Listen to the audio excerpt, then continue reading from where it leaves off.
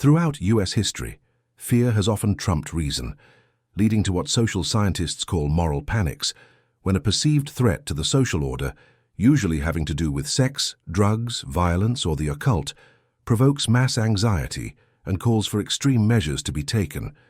Sometimes those calls are for more policing, sometimes for censorship, sometimes for outright bans. And while the targets of these moral panics are usually not the actual source of the danger, that doesn't stop them from getting in very big trouble. The most famous example of a moral panic resulting in overreaching prohibition is the nationwide ban on alcohol that lasted from 1920 to 1933. But there are plenty of other examples, going back a lot further. In 1692, a group of young women in Salem, Massachusetts, started having fits and screaming, and some of them even died. Now, this was during a time when there were a lot of stressful things happening in New England.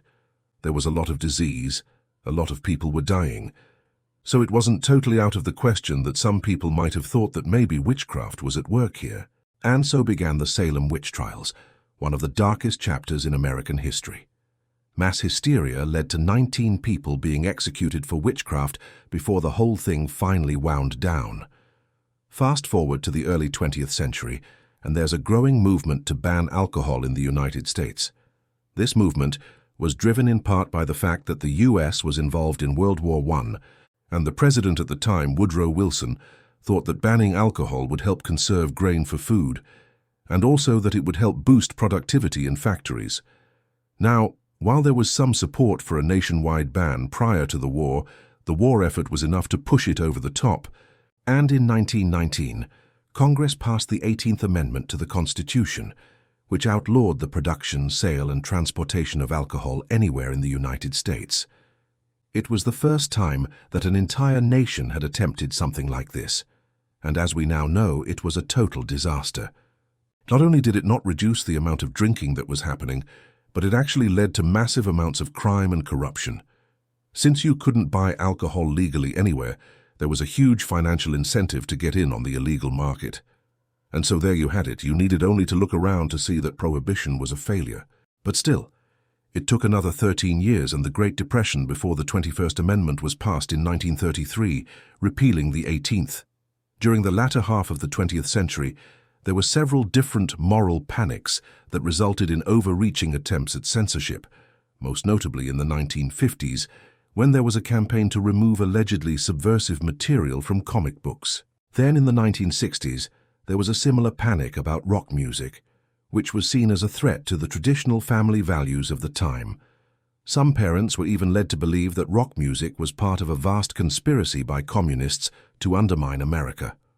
Of course, none of this had any basis in reality. There was no communist plot. But just as an example of how moral panics can snowball, the head of the FBI, J. Edgar Hoover, got involved, launching a campaign to have rock music labeled as a security risk. By the 1980s, there were similar concerns about video games, which some people believed were too violent.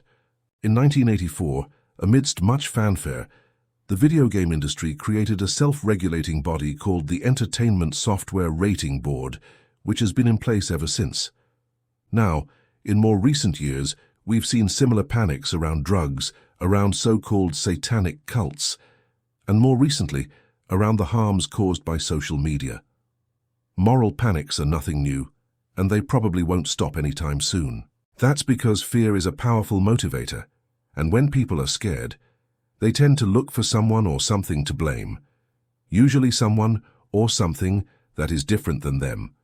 So the next time you hear some politician or religious leader or pundit blaming all the problems in the world on some harmless activity or calling for a ban on some product or some piece of media, take a moment to remember that you're not actually in danger.